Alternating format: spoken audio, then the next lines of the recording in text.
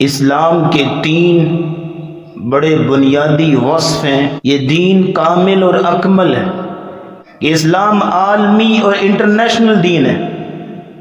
اور تیسرا وصف وَلَكِنْ بُعِثْتُ بِالْحَنِيفِيَّةِ السَّمْحَةِ، دین آسان بنا کے بھیجا گیا۔ ان الدین یسر، حیا کی دو بنیادی طور پہ قسمیں ہیں۔ پہلی قسم جو ایک فطری حیا ہے، جو انسان کی جبلت میں اللہ نے شامل کی۔ دوسری حیا ہے ایمانی حیا۔ حیا کے کچھ پراسپیکٹس ہیں، حیا کے چیپٹر میں جو اصول اسلام نے ہمیں دیے ہیں وہ تقریباً 10 اصول ہیں۔ ان اصولوں کو ملا کے حیا مکمل۔ نے کہا تھا the situation in the east will not be successful until we remove the hijab from the women and use it to cover the Quran۔ یہ اس کی سٹیٹمنٹ تھی کہ وہ کہتے ہیں ہم ایشیا میں اس وقت تک غالب نہیں آ سکتے جب تک ہم ان کی عورتوں سے حجاب اتار کے ان کے قرآن پہ نہ چڑھا دیں۔ حجاب کی پردے کی دو قسمیں، ایک ہے پردہ جلباب اور دوسرا ہے پردہ خیمہ۔ نان مسلم ہیں آپ، ہندو ہیں، یہودی ہیں، عیسائی ہیں، جو کوئی بھی، آپ پردہ نہیں کرتے، ہمیں کوئی سروکار نہیں، لیکن جب آپ مسلمان ہو گئے، اسلام کے دائرے میں داخل ہو گئے، پھر آپ کو کرنا ہوگا۔ اللہ تعالیٰ نے جو یہ خوبصورت دین اسلام ہمیں دیا ہے، اس کی خوبصورتی کے کئی دلائل ہیں، اس کی کئی خصوصیات ہیں، مگر ان سب خصوصیات میں سے اسلام کے تین بڑے بنیادی وصف ہیں جو ہر مسلمان کو یاد رکھنے چاہیے۔ پہلا وصف کہ یہ دین ہر لحاظ سے کامل اور اکمل دین ہے اور یہ اللہ کی بہت بڑی نعمت ہے۔ اليوم اکملت لکم دینکم واتممت علیکم نعمتی ورضیت لکم الاسلام دینا۔ یہ دین کامل اور اکمل ہے اور اللہ کی بہت بڑی نعمت ہے۔ دوسرا وصف، یہ دین آفاقی اور عالمی دین ہے۔ رسول اللہ صلی اللہ علیہ وسلم کی زبان اقدس سے کہلوایا گیا، قُلْ يَا أَيُّهَا النَّاسُ إِنِّي رَسُولُ اللَّهِ إِلَيْكُمْ جَمِيعًا، اے لوگو میں تم سب کی طرف رسول بنا کے بھیجا گیا ہوں۔ تم کسی بھی زمانے میں رہتے ہو، کسی بھی قوم سے تعلق رکھتے ہو، کسی بھی زبان اور کسی بھی نسل سے، اور دنیا کے کسی بھی کونے میں رہتے ہو، تم سب کی طرف میری شریعت اور میرا دین بھیجا گیا ہے۔ تو یہ دوسرا بنیادی وصف ہے اسلام کا کہ اسلام عالمی اور انٹرنیشنل دین ہے۔ اور تیسرا وصف وَلَكِنْ بُعِثْتُ بِالْحَنِيفِيَّةِ السَّمْحَةِ، دین آسان بنا کے بھیجا گیا۔ ان الدین یسر، دین کو آسانی کے لیے بھیجا گیا۔ پہلا وصف کہ یہ دین مکمل دین ہے، دوسرا وصف کہ یہ دین جو ہے وہ عالمی اور آفاقی ہے، اور تیسرا وصف کہ اس کے ہر قسم کے رولز، اس کے تمام ریگولیشنز، اس کی تمام ٹرمز اور کنڈیشن ساری کی ساری آسانی پر مبنی ہے۔ اس کے کئی دلائل بھی رسول اللہ صلی اللہ علیہ وسلم نے دیے۔ پچھلی قومیں کوئی بات سوچتی تھی، ارادہ کرتی تھی تو اللہ کی پکڑ آ جاتی تھی، لیکن اس امت پر آسانی یہ کی گئی کہ جو انسان دل میں سوچتا ہے، جب تک عمل نہیں کرتا یا زبان پہ نہیں لاتا، اللہ اس کی پکڑ نہیں کرتے، اس کا گناہ نہیں لکھا جاتا۔ پچھلی قومیں صرف اپنی عبادت گاہوں میں عبادت کر سکتی تھیں، اور ہمارے لیے پوری زمین کو سجدہ کا بنا دیا گیا۔ پچھلی قومیں، یہودیوں کی بات کیجئے، ان کی شریعت میں اگر کپڑے پر کہیں گندگی لگ جاتی تو کپڑا وہاں سے کاٹنا پڑتا تھا۔ ہمیں کہا تم پانی بہا دو، کپڑا پاک اور صاف ہو جائے گا اور قابل استعمال ہو جائے گا۔ اگر پانی میسر نہیں ہے تو تیمم کی جو ہے ہمیں صورت دی گئی، تو کس قدر آسانی ہے۔ سو دین کی تمام تر تعلیمات میں سے ایک خوبصورت تعلیم جو رسول اللہ صلی اللہ علیہ وسلم نے بیان فرمائی، آپ نے فرمایا ان لکل دین خلقا، ہر دین کا ایک بنیادی اخلاق ہوتا ہے، ہر دین کی ایک بنیادی خصوصیت ہوتی ہے۔ وخلق الاسلام الحیا، اور ہمارے دین، ہمارے اسلام کی بنیادی خصوصیت حیا ہے۔ ایک صحابی کہتے ہیں یا رسول اللہ صلی اللہ علیہ وسلم، حیا کیا ایمان کا حصہ ہے، دین کا حصہ ہے؟ تو نبی اسلام نے فرمایا بل هو الدین کلہ، بلکہ پورے کا پورا دین جو ہے وہ حیا پہ کھڑا ہے۔ الحیاء دین کلہ، حیا مکمل دین ہے۔ اور اسی لیے نبی اسلام نے فرمایا تھا ما کان الحیاء فی شیء الا زانہ ولا کان الفحش فی شیء الا شانہ، جب کسی چیز میں حیا آ جائے نا تو وہ چیز خوبصورت اور مزین ہو جاتی ہے، لیکن جہاں پہ بے حیائی اور بےہودگی آ جائے نا تو وہاں پہ بد اخلاقیاں پھیلتی ہیں۔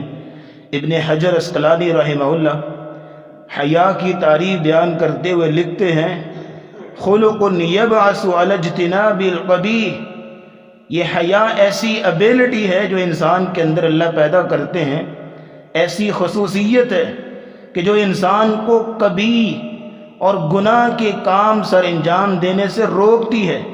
وَيَمْنَعُ مِنَ التَّقْصِيرِ فِي حَقِّ ذِي الْحَقِّ، اور انسان کو کسی کا حق مارنے سے روکتی ہے۔ یہ حیا ایک ابیلٹی ہے، ایک اخلاقی صفت ہے جو انسان کو کبھی امور سر انجام دینے سے روکتی ہے۔ یہاں رک کے ایک اور بات بھی سمجھ لیجئے، حیا کی دو بنیادی طور پہ قسمیں۔ پہلی قسم جو ایک فطری حیا ہے، جو انسان کی جبلت میں اللہ نے شامل کی ہے، جس طرح کہ آدم علیہ السلام فلما ذاق الشجرۃ بدت لہما سوآتہما، اور جب آپ کو پتہ نا جنت میں غلطی کر لی اور دانا بھول کے کھا بیٹھے تو اللہ تعالیٰ نے جنت کا لباس اتار لیا، تو قرآن کہتا ہے وَطَفِقَا يَخْصِفَانِ عَلَيْهِمَا مِنْ وَرَقِ الْجَنَّةِ، تو جب وہ برہنہ ہو گئے تو جلدی سے وہ جنت کے پتے جو ہے وہ اپنے جسم کے گرد لپیٹنے لگ گئے۔ تو معنی کیا نکلا کہ حیا انسان کی جبلت میں، اس کی نیچر میں، اس کی فطرت میں، کہ انسان برہنہ ہونا پسند نہیں کرتا، کہ اس کی فطرت میں چیز شامل ہے۔ لیکن جو آدمی برہنہ ہو کے پھرے یا جو عورت برہنہ ہو کے پھرے تو اس کا مطلب یہی ہے نا وہ فطرت کو کراس کرنے جا رہی ہے، وہ فطرت کے اپوزٹ کام کر رہی ہے۔ حضرت موسیٰ علیہ السلام کا واقعہ بھی صحیح بخاری میں آتا ہے، بڑے حیا والے، اپنے آپ کو بالکل لپیٹ لپیٹ کے رکھا کرتے تھے۔ تو بنی اسرائیلی وہ کہنے لگے لگتا ہے موسیٰ کے اندر کوئی عیب ہے، اس کو کوئی فزیکل بیماری ہے، کوئی برس وغیرہ اس کو چمڑی ہوئی ہے، تبھی یہ جو اپنے ہمیں دکھاتا ہی نہیں کچھ، تبھی جو ہے ان کو کبھی دیکھا ہی نہیں ہے، ان کا جو مطلب جو جسم میں ہم نے کبھی دیکھا ہی نہیں۔ تو اللہ تعالیٰ نے اپنے نبی پر سے عیب کو ہٹانا چاہا۔ ایک دن نہا رہے تھے، پتھر پہ کپڑے جو ہے وہ اتار کے رکھے اور نہانے میں مشغول، جب نہا کے فارغ ہوئے کپڑوں کی طرف بڑھے، پتھر کو اللہ تعالیٰ نے چلنے کی قوت دے دی اور چل پڑا اور بھاگنے لگ گیا۔ موسیٰ پیچھے پیچھے ثوبی حجر، اور پتھر میرے کپڑے دیتا جا، اس کے پیچھے پیچھے پتھر وہاں جا کے رکا جہاں کہ کلاؤڈ تھا بنی اسرائیل کا، کافی لوگ کھڑے تھے اور بالکل برہنہ موسیٰ علیہ السلام ان کے سامنے، انہوں نے دیکھ لیا تو سمجھ گئے کہ کس قدر خوبصورت اللہ نے پیدا کیا اپنے نبی کو۔ اس وقت پتھر بھی وہاں کھڑا ہوا، حضرت موسیٰ نے اپنے کپڑے پہنے، نبی اسلام نے فرمایا اپنے عصا سے اس کو مارنے لگے، آج بھی 4 سے 5 نشان جو ہے اس پتھر کے اندر موجود ہیں۔ تو یہ حیا جو ہے وہ پہلی قسم فطرتی حیا جو انسان کے اندر اس کی جبلت میں شامل کر دی گئی۔ دوسری حیا ہے ایمانی حیا کہ اللہ رب العزت سے حیا کرنا. ان اللہ کان علیکم رقیبا، بے شک اللہ تعالیٰ تم سب پہ نگران ہے، رقیب ہے. اور فرمایا واللہ بصیر بما تعملون، جو تم عمل کرتے ہو اللہ اس کو دیکھ رہے ہیں، اللہ ہر عمل سے باخبر ہے. اور یہ بھی اصول اسلام نے ہمیں دیا نا کہ یہ ایمانی حیا ہے کہ اللہ تمہیں دیکھ رہے ہیں. اور قرآن میں اللہ نے خوبصورت ایک اصول دیا وَلِمَنْ خَافَ مَقَامَ رَبِّهِ جَنَّتَانِ، جو اللہ کے سامنے کھڑا ہونے سے ڈر گیا اس کے لیے 2 جنتیں ہیں. گناہ کی ایک جنوں کے موقع بنا لیکن یہ سوچ کے چھوڑ دیا کہ میرا رب مجھے دیکھ رہا ہے، اس کو ایمانی حیا کہتے ہیں. تو حیا کی 2 قسمیں جو اسلام نے ہمیں دی. اس سے اگلی بات، حیا جو ہے وہ اسلام کے خوبصورت اصول ہے، لیکن حیا کے کچھ پراسپیکٹس ہیں. حیا کے چیپٹر میں جو اصول اسلام نے ہمیں دیے ہیں وہ تقریباً 10 اصول ہیں. ان اصولوں کو ملا کے حیا مکمل ہوتی ہے. ان اصولوں میں سے کوئی ایک اصول رہ گیا تو ہماری حیا جو ناقص اور غیر مکمل ہے. تو حیا کا جو پراسپیکٹس اسلام نے دیا اس میں پہلی چیز یہ ہے، پہلا اصول کہ انسان اپنی نظروں کی حفاظت کرے. قُل لِّلْمُؤْمِنِينَ يَغُضُّوا مِنْ أَبْصَارِهِمْ وَيَحْفَظُوا فُرُوجَهُمْ، مومنوں سے کہہ دو کہ اپنی نظروں کی حفاظت کریں، جو کہ آج کے دور میں بہت خال ہے جو انسان نظروں کی حفاظت کرتا ہو. بہت کم لوگ آپ کو ملیں گے. کہا قُل لِّلْمُؤْمِنِينَ يَغُضُّوا مِنْ أَبْصَارِهِمْ، اپنی نظروں کی حفاظت کرو. شاعر کہتا ہے، احمد شوقی مصر کا شاعر ہے، وہ کہتے ہیں نظرۃ فابتسامۃ فسلام، پہلے دیکھا دیکھی ہوتی ہے، نظر سے انسان اپوزٹ جینڈر کی طرف دیکھتا ہے، پھر جو ہے مسکراہٹیں شیئر ہوتی ہیں، پھر جو ہے سلام دعا ہوتی ہے، فکلام، پھر کلام ہوتا ہے، گفتگو ہوتی ہے، فموعد، پھر وعدے ہوتے ہیں، فلقاء، اور پھر ملاقاتیں ہوتی ہیں. بات شروع نظر سے ہوتی ہے. تو اس لیے کہا قُل لِّلْمُؤْمِنِينَ يَغُضُّوا مِنْ أَبْصَارِهِمْ. اگر انسان باہر نکلا ہے اور بے آوارگی سے اپنی نظروں کو دوڑاتا پھر رہا ہے تو یہ اس کی حیا نہیں ہے، بلکہ بہت بڑی بے حیائی وہ دنیا میں پھیلانا چاہ رہا ہے. تو یہ پہلا اصول دیا حیا کے جو پراسپیکٹس ہے اس میں پہلا اصول کہ نظروں کی حفاظت. دوسری چیز جو اسلام نے ہمیں دی وہ پردہ اور حجاب.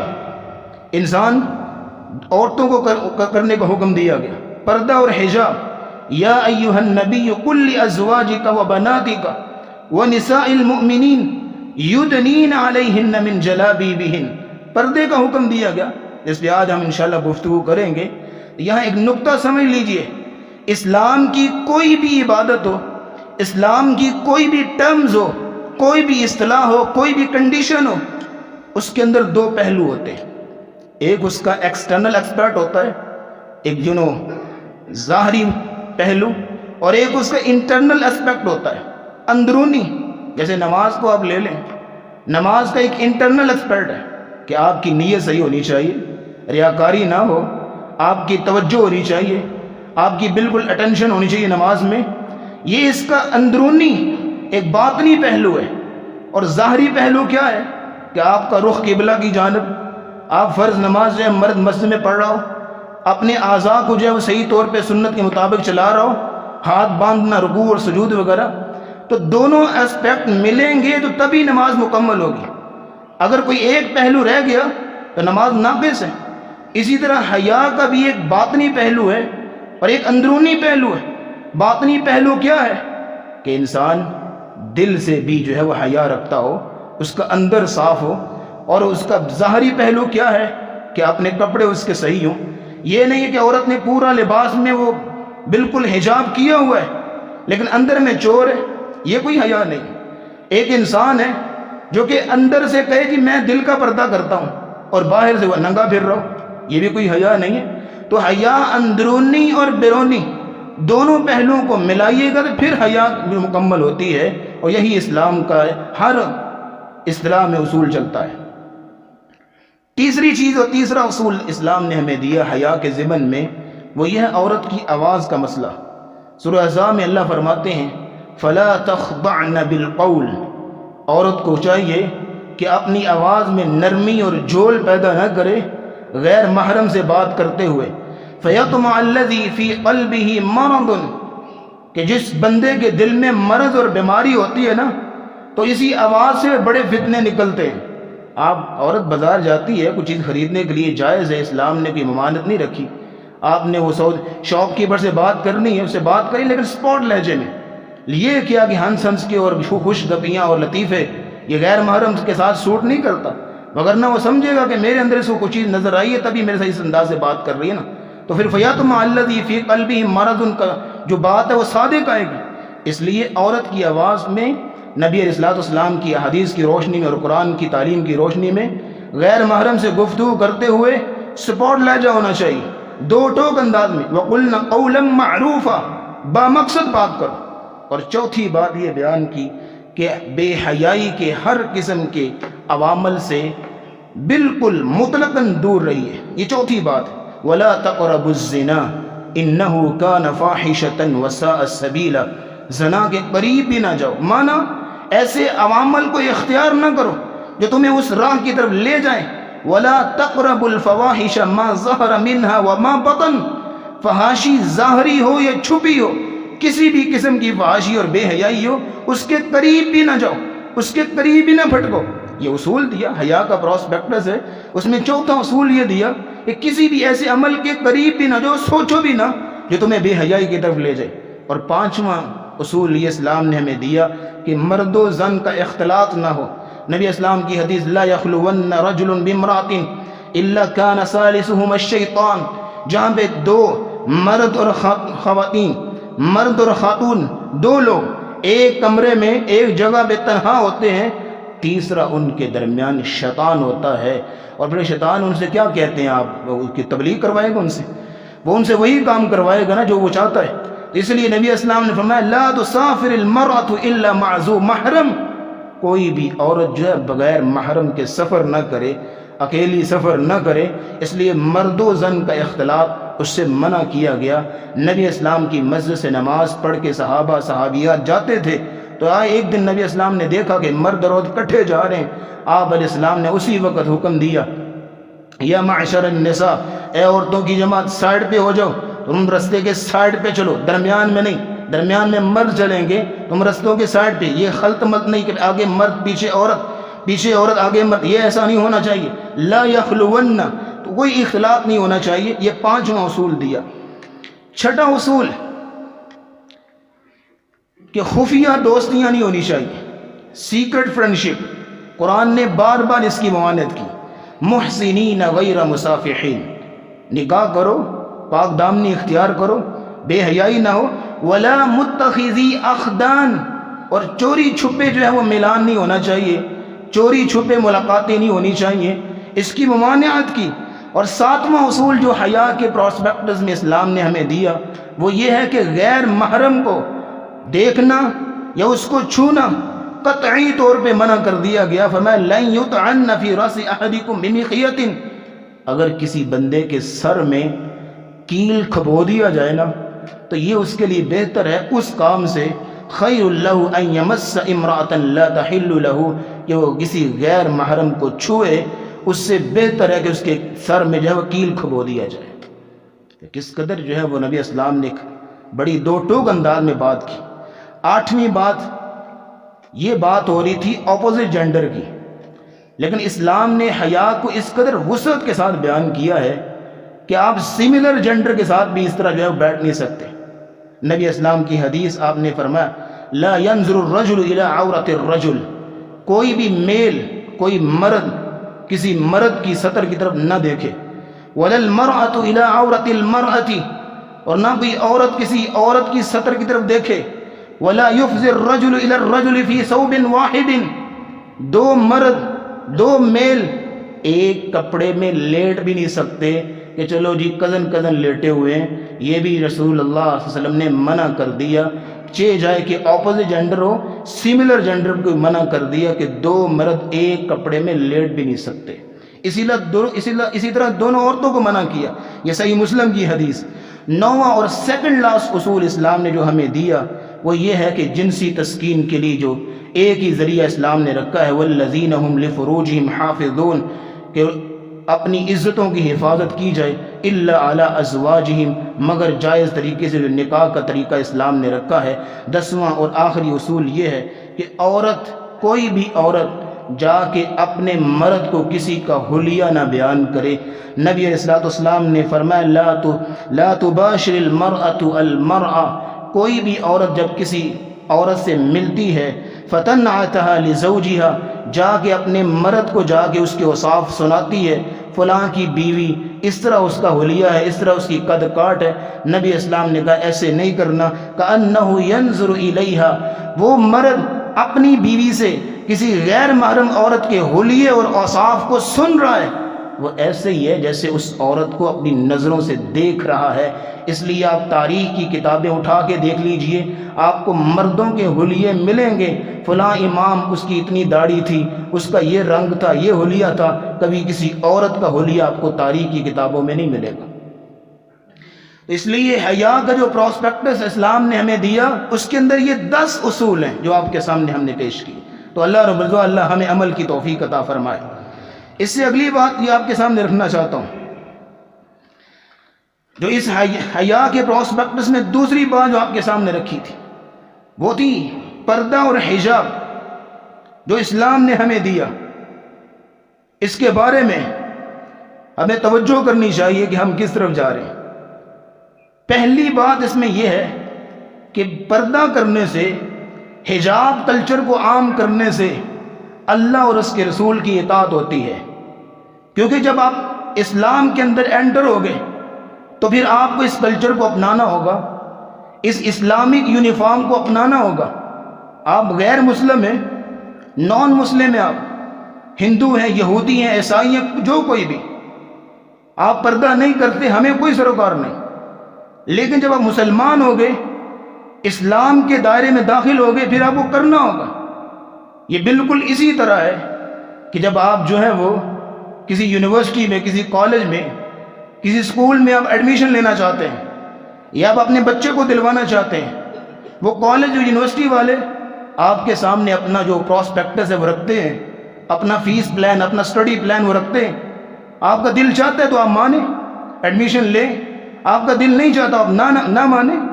کئی لوگ جو ہیں وہ یہاں پہ دلائل دے رہے ہوتے ہیں، لا اکراہ فی الدین، دین میں کوئی جبر نہیں ہے، دین میں کوئی زبردستی نہیں ہے۔ یہ مطلب یہ ہے کہ دین کو، اسلام کو قبول کروانے میں زبردستی نہیں ہے۔ آپ کسی کو ڈنڈے کے زور پہ مسلمان نہیں کرا سکتے، آپ کسی کو گن پوائنٹ پہ جو ہے کلمہ نہیں پڑھا سکتے۔ یہ دین، آپ اس کے سامنے اپنا دین رکھیں، تبلیغ کریں اس کو، وہ مانتا ہے ٹھیک، نہیں مانتا نہ مانے۔ آپ گن پوائنٹ پہ جو ہے وہ مسلمان نہیں کرا سکتے کسی کو، ہاں، لیکن جب اسلام کے اندر آ گئے تو 10 سال کا ہو گیا تو اور نماز نہیں پڑھتا تو یہ ڈنڈے پڑیں گے۔ اسی طرح اگر تو بے حیائی کا ارتکاب کرتا ہے تو تجھے کوڑے لگیں گے، اگر چوری کرتا تو ہاتھ کٹے گا۔ اسلام کے اندر جب انٹر ہو گئے پھر تم پہ جو ہے وہ قانون لاگو ہوگا۔ بالکل اسی طرح جیسے میں یونیورسٹی کی مثال دے رہا تھا کہ آپ کے سامنے انہوں نے اسٹڈی پلان رکھا، آپ کا دل چاہتا ہے مانے، نہیں دل چاہتا نہ مانے، لیکن جب آپ اس ایڈمیشن فارم میں اپنے فل کر لیا، ایڈمیشن لے لیا آپ نے، پھر آپ کو اس یونیورسٹی کے رولز اور ریگولیشنز کو ماننا ہوگا۔ اگر کالج جو ہے وہ 8 بجے شروع ہو رہا ہے، آپ کہ میں نہیں 10 بجے جاؤں گا، تو میں جو ہے وہ 10 بجے جاؤں گا، میری مرضی ہے، تو آپ کو کک آؤٹ کر دیں گے۔ بھائی یہاں پہ آنا ہے تو ہمارے رولز کو ماننا ہوگا، کیونکہ جب آپ یونیورسٹی میں ایڈمیشن لے لیا آپ نے، اس کا یونیفارم آپ کو پہن کے جانا ہوگا کالج کا، اسکول وغیرہ کا۔ تو اس لیے اب اسلام میں انٹر ہو گئے تو پھر آپ کو حجاب کرنا ہوگا۔ وَمَا آتَاكُمُ الرَّسُولُ فَخُذُوهُ وَمَا نَهَاكُمْ عَنْهُ فَانْتَهُوا، جو تمہیں رسول صلی اللہ علیہ وسلم دے اس کو لے لو، اور جس سے رسول اللہ صلی اللہ علیہ وسلم منع کر دے اسے رک جاؤ۔ اس لیے مسلمان ہو کے اور پھر کو پردہ تو دل کا ہوتا ہے، حجاب تو جو ہے وہ میں میری مرضی میں کروں یا نہ کروں، پھر نہیں چلے گا۔ پھر اسلام کے اندر آؤ گے تو اسلام کے اصولوں کو بھی ماننا ہوگا۔ دوسری بات جو پردے کے اور حجاب کے ضمن میں ہے وہ یہ ہے تحفظ اور حفاظت ہوتی ہے۔ پردے کے اندر عورت جو ہے وہ ایک جو ہے وہ اپنے آپ کو سیکیور فیل کرتی ہے، حفاظت میں فیل کرتی ہے، تحفظ فیل کرتی ہے۔ قرآن میں اللہ نے کہا یا ایھا النبی قل لازواجک وبناتک، اے نبی صلی اللہ علیہ وسلم کہہ دیجئے اپنی بیویوں سے، اپنی بیٹیوں سے وَنِسَاءِ الْمُؤْمِنِينَ اور مومن عورتوں سے کہہ دیجئے یدنین علیہن من جلابیبہن کہ وہ حجاب کریں. ذَلِكَ أَدْنَىٰ أَن يُعْرَفْنَ فَلَا يُؤْذَيْنَ یہ قریب ہے کہ وہ پہچان لی جائیں اور ان کو تکلیف نہ دی جائے، اذیت نہ دی جائے. پہچان لی جائیں کیا مطلب کہ بھی پا پردہ عورت جا رہی ہے، بندے کو سمجھ آ رہی ہے شریف با حیا ہے، کوئی خاندانی گھر سے تعلق رکھتی ہے، وہ اس کو تنگ نہیں کرے گا. اگر اس کا حلیہ اور اس کا لباس جو ہے وہ عریانہ اور برہنہ ہے تو وہ ظاہری بات ہے ہر بندے کی توجہ کا مرکز بنے گی. اس لیے فرمایا ذَلِكَ أَدْنَىٰ أَن يُعْرَفْنَ فَلَا يُؤْذَيْنَ یہ قریب ہے کہ وہ پہچانی نہ جائے اور نہ اس کو جو تکلیف بھی نہ دی جائے. اس لیے تحفظ اور حفاظت ہے یہ پردہ. اس لیے مسلمانوں کی پہچان جو ہے وہ ختم کرنے کے لیے تو ان لوگوں نے پلان کیا تھا کہ اس پردہ کلچر کو جو ہے وہ ختم کیا جائے. آپ نے آج کل ویڈیو بھی دیکھی ہے نا کہ کس قدر وہ باش غنڈے جو اس کے پیچھے بھاگ رہے ہیں، پردہ ہٹاؤ، حجاب ہٹاؤ، نقاب اتارو، اور وہ کس قدر نعرہ تکبیر بلند کر رہی ہے. یہ ان لوگوں کو آج کی نہیں، یہ بڑی دور کی یہ گیم ہے، بڑی دور کی گیم. 1894 کی اگر آپ بات کریں تو ایک جو ہے وہ یو کے کا ایک پرائم منسٹر ہوتا تھا جو کہ 12 سال پرائم منسٹر رہا یو کے کا، ولیم ایورڈ گلیڈسون اس کا نام تھا، ولیم گلیڈسون. یہ ایک لبرل پولیٹیشین تھا. اس نے اس وقت سٹیٹمنٹ جاری کی تھی جو آج ہم اپنی آنکھوں سے دیکھ رہے ہیں. اس نے کہا اگر آپ چاہتے ہیں نا ایشیا پہ غلبہ چاہتے ہیں تو میرا ایک نسخہ اپنا لو. اس نے کہا بتائیں جی کون سا نسخہ؟ تو اس نے جو سٹیٹمنٹ جاری کی تھی آج بھی تاریخی کتابوں میں موجود ہے. اس نے کہا تھا the situation in the east will not be successful until we remove the hijab from the women and use it to cover the Quran. یہ اس کی سٹیٹمنٹ تھی کہ وہ کہتے ہیں ہم ایشیا میں اس وقت تک غالب نہیں آ سکتے جب تک ہم ان کی عورتوں سے حجاب اتار کے ان کے قرآن پہ نہ چڑھا دیں. آج آنکھوں سے دیکھ رہے ہیں نا، یہ 1894 کی بات ہے حضرت. اس وقت ہمارے جو باپ دادا تھے ان کو پتہ بھی نہیں تھا ہمارے ساتھ ہونے کیا لگا ہے. تو آج وہ ہم نے اپنی آنکھوں سے دیکھ رہے ہیں کہ عورتوں نے حجاب اتار دیے اور ہم نے قرآنوں پہ چڑھا دیا اور اس کو رکھ دیا طاقوں میں. تو یہ جو ہے وہ بڑی دور کی گیم اور پلان ہے. اس لیے یہ عورت کا تحفظ ہے اور اللہ اور اس کے رسول کی اطاعت ہے حجاب. اور اس میں جو تیسری بات آپ کے سامنے رکھنا چاہتا ہوں وہ یہ ہے کہ حجاب جو ہے وہ دل، یہ پردہ اور حیا جو ہے وہ دل کی طہارت اور پاکیزگی ہے. اسی لیے قرآن میں اللہ رب العزت فرماتے ہیں وَإِذَا سَأَلْتُمُوهُنَّ مَتَاعًا فَاسْأَلُوهُنَّ مِنْ وَرَاءِ حِجَابٍ اگر تم نے غیر محرم عورت سے کوئی چیز مانگنی ہو تو مِنْ وَرَاءِ حِجَاب، حجاب کی آڑ میں یعنی پردے میں. اس آیت کا ایک شان نزول ہے خاص، لیکن ایک عام ایک حکم بیان کرنے جا رہا ہوں کہ اگر غیر محرم سے بات کرنی ہے، غیر محرم سے کچھ چیز لینی ہے تو مِنْ وَرَاءِ حِجَاب، پردے کے پیچھے سے. فرمایا ذالکم اطہر لقلوبکم وقلوبہن، یہ بہت زیادہ پاکیزہ ہے تمہارے دل کے لیے اور ان کے دلوں کے لیے بھی. یہ پاکیزگی اور طہارت ہے کہ بے پردگی میں انسان بہت سارے فتنوں میں پڑ جاتا ہے. اس لیے چوتھی بات یہ ہے کہ حجاب کے اندر ایمان کی دلیل ہوتی ہے. جو عورت حجاب کرتی ہے، پردہ کرتی ہے، دلیل ہے کہ یہ مومنہ ہے. قرآن مجید میں اللہ نے جہاں بھی حجاب کا حکم دیا، جہاں بھی پردے کا حکم دیا، وہاں پہ اللہ رب العزت نے مومنوں کا لفظ استعمال کیا. قل للمؤمنات یغضضن من ابصارہن یا ایھا النبی قل لازواجک وبناتک ونساء المؤمنین، مومنوں کا لفظ استعمال کیا. تو مانا جو با پردہ خاتون ہو وہ مومنہ ہے اور جو بے پردہ ہو اس کا ایمان نہیں ہے. عائشہ صدیقہ رضی اللہ تعالی عنہ کے پاس بنی تمیم کی چند عورتیں آئیں اور انہیں ایک بریک کپڑے پہنے ہوئے تھے، ایک بے حیائی چھلک رہی تھی. تو عائشہ صدیقہ فرمانے لگی ان کنتن مؤمنات فلیس ھذا بلباس المؤمنات، اگر تم مومنہ عورتیں ہو تو یہ مومنہ عورتوں کا لباس نہیں ہے. وَإِن كُنتُنَّ غَيْرَ مُؤْمِنَاتٍ، اگر تم غیر مومنہ ہو فَتَمْتَعْنَ بِهِ، تو پھر اس طرح کے لباس پہنو، تمہیں کوئی نہیں روکے گا. لیکن اگر مومنہ ہو تو اس طرح کا لباس نہیں چلے گا. اس لیے حجاب حیا کی کیٹیگری میں آتا ہے. حجاب جب حیا کی کیٹیگری میں آتا ہے اور حیا ایمان کا حصہ ہے. الحیاء شعبۃ من الایمان، اور نبی علیہ السلام نے فرمایا الحیاء والایمان قرنا جمیعا، حیا اور ایمان دونوں اکٹھے ملائے گئے. حیا اور ایمان دونوں پیرلل ہیں. اگر ایک جو ہے وہ آپ چھوڑ دی، حیا چھوڑ دی، ایمان بھی گیا. اگر ایمان چھوڑ دیا، حیا بھی گئی. دونوں ایک دوسرے کے ڈائریکٹلی پروپورشنل ہیں. اگر آپ نے حیا رکھی تو ایمان بھی ہوگا, اگر ایمان ہے تو حیا بھی ہوگی, لیکن اگر ایک چیز آپ نے مس کر دی تو دوسری چیز آٹومیٹکلی مس ہو جائے گی. اس لیے حیا جو ایمان کا حصہ ہے, یہ پردہ وہی خاتون کرے گی جس کے دل میں اللہ کا ایمان ہے, رسول اللہ صلی اللہ علیہ وسلم کا ایمان ہے.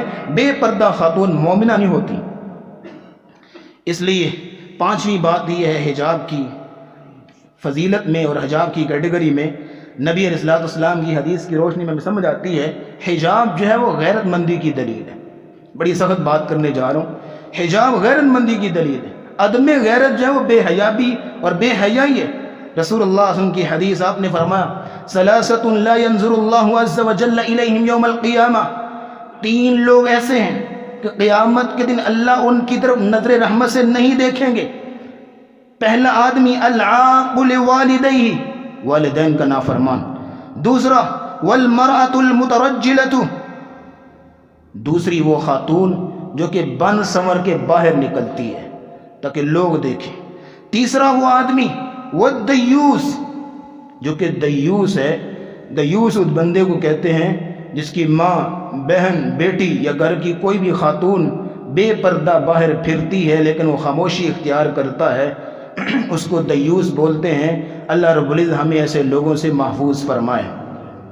یونیورسٹی میں وہ انٹر ہوئی نا ایک لڑکی بے حجاب اور اس طرح کے اس کا کے لباس تھا, تو کسی پوچھنے وہ گیٹ کیپر کوئی مولوی صاحب تھا, کوئی بیچارہ حاجی صاحب تھا, اس نے پوچھا بیٹا آپ یہ کپڑے پہن کے آئی ہیں تو آپ کو کسی نے روکا نہیں, آپ کے ابا اس روکتے نہیں؟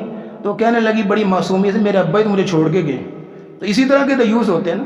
تو دیوس جو ہے وہ یہ عدم غیرت, اس کو دیوس بولتے ہیں. لیکن حجاب کرنا یہ غیرت مندی کی دلیل ہوتی ہے. اکبر الہ آبادی نے کتنی خوبصورت بات کی, جس نے کہا تھا خدا کے فضل سے میاں بیوی دونوں ہی مہذب ہیں, ان کو حجاب آتا نہیں, ان کو غصہ آتا نہیں. تو یہ جو ہے وہ آج کل کا حال ہے. تو اس لیے ساتویں اور آخری بات حجاب کی فضیلت میں جو اسلام نے ہمیں بتائی. دیکھیں حجاب جو ہے وہ ایک متفق کا فیصلہ ہے.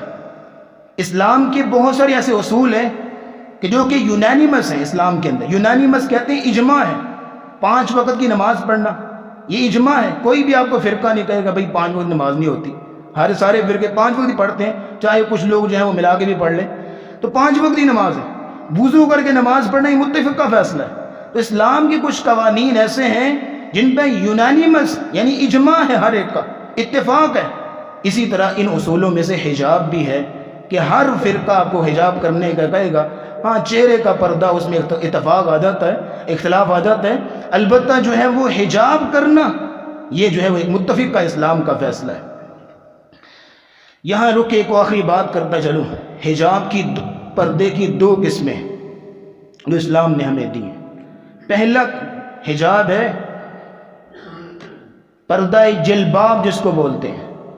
ایک ہے پردہ جلباب اور دوسرا ہے پردہ خیمار. یہ 2 قسمیں ہیں جو کہ شرعی مسئلہ آپ کے سامنے رکھنے جا رہا ہوں. پہلی ہے پردہ جلباب جو سورہ احزاب کی آیت نمبر 59 میں اللہ نے بیان فرمایا یا ایھا النبی قل لازواجک وبناتک ونساء المؤمنین یدنین علیہن من جلابیبہن. یہاں بھی پردہ جلباب کو بیان کیا گیا. جب عورت کسی غیر محرم کے پاس کی طرف جائے گی یا باہر نکلے گی یا غیر محرم کے سامنے آئے گی تو پھر پردہ جلباب ہوگا جس میں اس کو اپنے سر سے لے کے پاؤں تک اس نے خوب اپنے آپ کو ڈکا ہوا ہوگا, جس میں ریکمینڈڈ یہی ہے کہ اس کے چہرے کا پردہ بھی لازمی ہے, اس نے اپنے چہرے کو بھی ڈھانپنا ہے. تو یہ پردہ جلباب ہوتا ہے. یدنین علیہن من جلابیبہن, باہر نکلنے یا غیر محرم کے سامنے آنا ہے, گھر میں ہی کیوں نہ ہو, وہاں پہ پردہ جلباب یعنی سر سے لے کے پاؤں تک پورا وہ کورڈ ہوگی, اس کو پردہ جلباب بولتے ہیں. دوسرا ہے پردہ خیمار جو اللہ نے سورہ نور کی آیت نمبر 31 میں بیان فرمایا. اللہ رب العزت فرماتے ہیں وَلْيَضْرِبْنَ بِخُمُرِهِنَّ عَلَى جُيُوبِهِنَّ کہ عورت جو ہے وہ اپنا دوپٹہ سر پہ لے گی جس کو خیمار بولتے ہیں, اور وَلْيَضْرِبْنَ بِخُمُرِهِنَّ عَلَى جُيُوبِهِنَّ تو اپنی چھاتی پہ جو اپنے سینے پہ ڈال لے گی. یہ ہے اپنے گھر میں اپنے خامد کے سامنے, بیٹوں کے سامنے, بھائی کے سامنے, اپنی بہنوں عورتوں کے سامنے, اپنے بیٹوں کے سامنے, کہ جو محرم رشتے ہیں ان کے سامنے. یہ پردہ خیمار محرم رشتوں کے سامنے اور پردہ جلباب غیر محرم کے سامنے. یہ 2 قسمیں ہیں پردے کی, اس کو پردہ خیمار اور پردہ جلباب بولتے ہیں. آخری بات اور اس کے بعد جو ہم اپنی بات کو ختم کریں گے کہ پردے کے اندر، آپ کے حجاب کے اندر، کوئی بھی گورنمنٹ آپ پہنتی ہیں جس میں حجاب ہو، جس میں جلباب ہو، خمار ہو یا کوئی بھی ہو، اس کے اندر 8 شرطیں ہونی چاہیے، جو صرف گنوا کے میں اپنی بات کو ختم کروں گا۔ 8 شرطیں۔ پہلی شرط یہ ہے کہ عورت کا لباس عورت کا پورا سطر ہے، سر سے لے کے پاؤں تک عورت سطر ہے۔ مرد جو ہے وہ اپنے گھر میں بنیانی میں گھوم سکتا ہے، لیکن عورت جو ہے وہ اس کے لیے ممکن نہیں ہے، کیونکہ مرد کا جو سطر ہے وہ ناف سے لے کے گھٹنوں تک ہے، عورت جو ہے پوری کی پوری سطر ہے۔ تو پہلی شرط یہ ہے عورت کے لباس کے لیے اور عورت کے حجاب کے لیے کہ پورا اس کو کور کرتا ہو۔ دوسری شرط یہ ہے کہ وہ حجاب کھلا اور کشادہ ہونا چاہیے، اتنا تنگ اور فٹنگ میں نہیں ہونا چاہیے کہ اس کے پردے کی جو مقصد کوئی فوت کر دے اور اس کے جسمانی اعضاء جو نمایاں ہو رہے ہوں، اس سے نبی اسلام نے منع فرمایا۔ تیسری شرط یہ ہے کہ وہ حجاب، اس کا کلر یا اس کی آپ کہہ لیں کہ اس کے اندر اتنا کام نہیں ہونا چاہیے کہ وہ فلیشی ہو، اٹریکٹیو ہو، اسے تو آپ جو ہے وہ اس کا مقصد فوت ہو جائے گا نا۔ وہ اتنا زینت والا نہیں ہونا چاہیے، اتنا اٹریکٹیو نہیں ہونا چاہیے، یہ تیسری شرط۔ چوتھی شرط یہ کہ وہ حجاب، وہ عورت کا لباس موٹا ہونا چاہیے، مطلب اتنا باریک نہ ہو کہ اس کے جو ہے وہ اعضاء نظر آ رہے ہوں۔ نبی اسلام کی حدیث ہے رب قاسیۃ فی الدنیا عاریۃ فی الآخرہ، کتنے ہی اور دنیا میں کپڑے پہننے والیاں قیامت کے دن برہنہ اور ننگی ہوں گی اور جنت کے لباسوں سے محروم ہوں گی۔ یہ وہی عورتیں ہیں جو کہ دنیا میں باریک لباس پہنا کرتی تھی۔ نبی علیہ الصلوۃ والسلام نے ایک سوٹ جو ہے اسامہ بن زید کو گفٹ کیا، تو جا کہا اس کو پہن لو، انہوں نے جا کر اپنی بیوی کو دے دیا۔ چند دن کے بعد آپ نے پوچھا اسامہ وہ سوٹ کا جو میں نے آپ کو دیا، کہا میں نے اپنی بیوی کو دے دیا پہننے کے لیے۔ تو کہنے لگے، نبی اسلام نے فرمایا مرھا فلتجعل تحتها غلالا، وہ کپڑا وہ سوٹ چونکہ باریک تھا تو نبی علیہ السلام نے فرمایا فلتجعل تحتها غلالا، اسے کہے کہ اپنے اس سوٹ کے نیچے غلالہ، جس کو ہماری زبان میں شمیز بولتے ہیں، کہا وہ بنا لو تاکہ اس کے وہ کپڑا جو ہے وہ باریک ہے۔ فإنی اخاف ان تصب حجم عظامها، مجھے ڈر ہے کہ کہیں اس کے لباس سے جو ہے اس کے اعضاء نظر نہ آئیں، اس لیے نبی علیہ الصلوۃ والسلام نے باریک لباس پہننے سے منع کیا۔ پانچویں شرط یہ ہے کہ عورت جو ہے اپنے کپڑوں کو، اپنے حجاب کو جب گھر سے باہر نکلے یا غیر محرم کے سامنے آئے تو خوشبو نہ لگی ہو، پرفیوم نہ لگی ہو۔ نبی اسلام نے فرمایا ایما امرأۃ استعطرت، کوئی بھی عورت جو ہے وہ عطر لگاتی ہے یا وہ پرفیوم لگاتی ہے، خوشبو لگاتی ہے، فمرت علی قوم لیجدوا ریحها فہی زانیہ، وہ عورت پھر غیر محرموں کے سامنے آتی ہے یا کئی ایک لوگوں کے پاس سے گزرتی ہے اور اس کا ارادہ ہی ہوتا ہے کہ لوگ اس کی خوشبو سونگیں، تو نبی اسلام نے فرمایا فہی زانیہ، وہ عورت زانیہ اور بدکار ہے، وہ کوئی مومنہ عورت نہیں ہے۔ چھٹی شرط یہ ہے کہ عورت کا جو لباس ہے وہ مردوں کے مشابہ نہ ہو، اس کا حجاب مردوں کے مشابہ نہ ہو۔ آج ساتویں شرط یہ ہے کہ اس کے لباس میں، اس کے حجاب کے اوپر کوئی ٹیگ ایسا نہ لگا ہو، کوئی ایسا برانڈ نہ لگا ہو جو کہ غیر مسلموں کا ہے۔ جیسے مجھے ایک کسی بندے نے واسکٹ گفٹ کی تھی، اس کے بٹنوں پہ نا وہ ایک صلیب بنا ہوا تھا، تو ہم نے اس واسکٹ کو تب استعمال کیا جب ہم نے بٹن اتار کے کوئی اور بٹن لگائے، یعنی ایسا کوئی نشان نہ ہونا چاہیے جو کافروں کا نشان ہو، تو اسے بچنا چاہیے۔ آٹھویں اور آخری شرط یہ ہے کہ وہ عورت کا لباس، وہ عورت کا حجاب شہرت کے لیے نہ ہو۔ نبی اسلام نے فرمایا من لبس ثوب الشہرہ، جو عورت شہرت کا لباس پہنتی ہے یا مرد، البسہ اللہ یوم القیامت لباس الذل، قیامت کے دن اللہ اس کو ذلت و رسوائی کا لباس پہنائیں گے۔ تو یہ 8 شرطیں جو ہیں وہ لباس کے اندر، عورت کے حجاب کے اندر ہونی چاہیے۔ اللہ رب العزت اللہ ہمیں حیا کو پروموٹ کرنے کی توفیق عطا فرمائے اور حجاب کلچر کو عام کرنے کی توفیق عطا فرمائے۔ یہ کس قدر خوبصورت لوگ ہوتے ہیں جو لوگ اسلامی کلچر کے لیے ڈٹتے ہیں، لڑتے ہیں، جو لوگ اسلام کی تعلیمات کے لیے، اس کے دفاع کے لیے قربانیاں دیتے ہیں، یہ کتنے خوبصورت لوگ ہوتے ہیں۔ اور اللہ رب العزت جو ہے ویسے لوگوں کو موقع دیتے ہیں آگے آنے کا، اور اللہ رب ایسے لوگوں کو استعمال کرتے ہیں۔ تو اللہ رب العزت اللہ ہمیں اسلامی تعلیمات کا دفاع کرنے کی توفیق عطا فرمائے۔ وآخر دعوانا الحمدللہ رب العالمین۔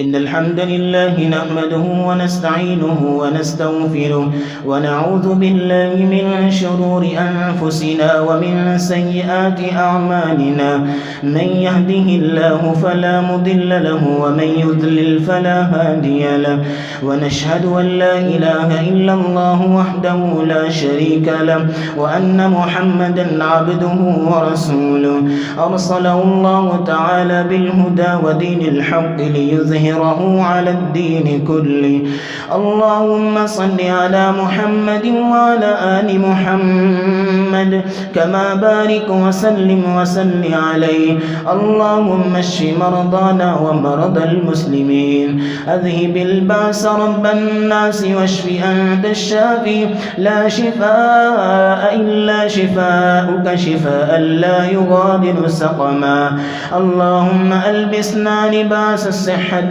والعافية اللهم اشفنا شفاء كاملا عاجلا اللهم إنك عفو تحب العفو فاعف عنا اللهم ربنا آتنا في الدنيا حسنة وفي الآخرة حسنة وقنا عذاب النار ربنا ظلمنا أنفسنا وإن لم تغفر لنا وترحمنا لنكونن من الخاسرين ربنا تقبل منا إنك أنت السميع العليم وتب علينا إنك أنت التواب الرحيم وصلى الله تعالى على رسوله خير خلقه محمد وعلى آله وأصحابه أجمعين برحمتك يا أرحم